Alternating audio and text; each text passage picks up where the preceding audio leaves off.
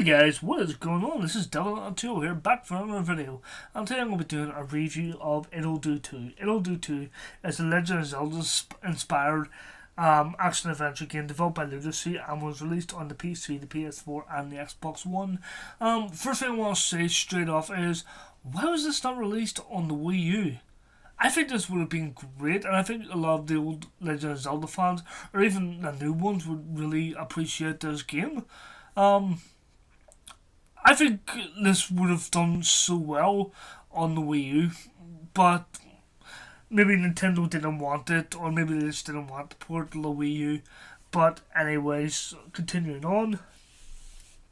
So the story of this game follows Ittle and her pet flying fox Tipsy, who find themselves on a mysterious island after drifting out to sea, and they set to steal 8 pieces of raft from 8 different dungeons, including an art gallery, a sandcastle, a mansion, and some dude's basement. There's a lot of puzzles to be solved, and they come in a few varieties, ranging from moving block puzzles to moving blocks with certain limits on how many times they can be moved. Pressure pad ones, which the pressure pad's sitting in the middle of a bottomless pit, and you have to you actually have to sit and think, how am I going to do this? Do I have the right weapon for this? Etc. etc. It really does make you think like a Legend of Zelda game, and it does have like a lot of Legend of Zelda type moments in this game, especially when it comes to the puzzles. So continuing on, they also has musical note ones where if you hit the musical notes in the right order, they open the doorway or open the way to the next area. And also there's ones where you just have to defeat every enemy in the area and the doorway will open. Yeah, it's basically just like Zelda. So this game has actually it has a lot of optional puzzles. When you see me open my map, you will all see like green text all about the world. That is the optional dungeons in the game. I've not found them all and I've not did them all, but there's a hell of a lot to be done, and some of them require weapons which we'll get later on in the game or in a later dungeon. So yeah, it has a lot to do, and doing these dungeons will actually reward you. They reward you with a box of crayons, which gives you a quarter of a health. The more you get, the more hearts containers you can fill up, and the better chance you have of defeating the bosses. I say that because there's one flaw with this game which really annoys me about it, but I will talk about that later. But what I would say is, I definitely recommend getting as much heart containers as you can, as some bosses can be a pain in the ass to beat. So as well as that, you have secret shards to collect, and the secret shards are another optional thing, and they actually unlock you secret dungeons in the overworld. There is only 4 secret dungeons in the overworld, but get the 4 keys, and the key you get from beating the last boss, and you can actually fight a final boss after the end of the game, which is nice because it actually gives you incentive to actually go back and play this game more, especially with the optional dungeon option as well. I couldn't think of the word, the sailor. So as well as that, you also have portal worlds, which portal worlds, and you find them in some secret locations as well, and they take you to like a mini dungeon or a mini area, which you have to work your way through or defeat the boss in that area, and you get a power up. These power ups vary from giving you extra power when you're doing melee attacks, or giving your ranged attacks a little bit more power, or giving you an extra range when you're using your melee weapon. So yeah, it's a lot of reason to actually go out and do this as well, and trying to find these portal worlds. I don't think there's many of them to find as well, so explore for all these dungeons and all these secret areas, you will come across them. So let's talk about the weapons. When you start off with a stick, but as you progress, you defeat each dungeon, you will unlock a new weapon that will help you progress to another dungeon and will help you in the next dungeon. You don't actually have to do these dungeons in order. You can do them any order you want. But saying that, you do have to have a certain item to unlock a shortcut, which can be helpful at times, but depending which order you did them. I think I did them in like 3, 1, 7, 2, 5, 4, something like that. I did not do them in order in my first playthrough. So yeah, you don't have to do them in order, which is great because I think it gets a little bit boring to go from one dungeon to the other. You have to do this to get this weapon, you have to do this to get this weapon.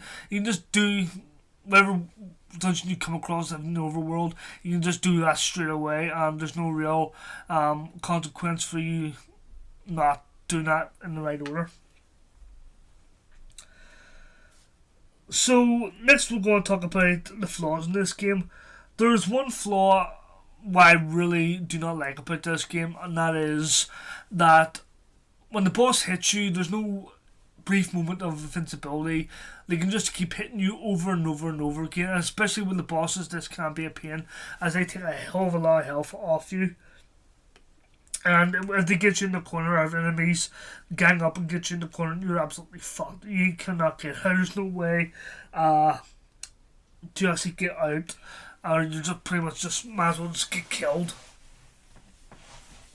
And the other thing is, the roll can be helpful at times, but sometimes I feel like the enemies can hit you if you roll at the right time, and it shouldn't hit you, but it does. That's the hit detection. Obviously, the hit the hit detection does feel a little bit off, but yeah, it's not too bad of an issue. It just seems to be more the hit detection on some boss characters seem a little bit off, and some characters can be a pain in the ass to dodge their attacks, or if you do dodge, it just doesn't seem to register that you dodge right through their attack. So let's talk about the graphics. The cartoon graphics really stand out and are visually appealing. I think they really make the game stand out a lot more than other games of this kind. It definitely drew me in more than any other element in this game.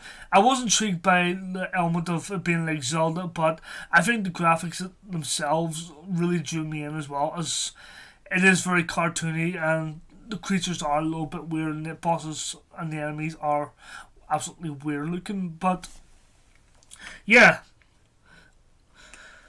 So overall, I think this is a great tribute to the games like Zelda. I would highly recommend this to any Legend of Zelda fans, especially ones who are fans of the original game and Link to the Past. Another thing I want to talk about this game is its pricing.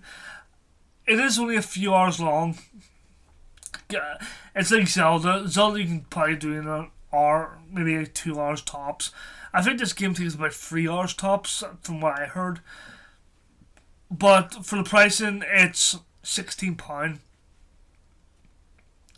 £16, it's not bad, but for 3 or 4 hours of gameplay, I'm actually playing it over 9 hours because I'm doing all the optional dungeons. So maybe it just means 3 hours for the main quest, which I actually highly doubt that. But yeah, is it worth its money? It sort of is, especially if you're a fan of Zelda. I would say definitely give it a go at least. I jumped into it not really caring about the price, but that was just me. Overall, I absolutely love this game. I would give it a 9.0. Looks great. It is flawed and it does have some problems, but it will definitely keep you busy at least for a few hours. And especially if you like games like Zelda and you like collecting everything and doing every single thing in the dungeons.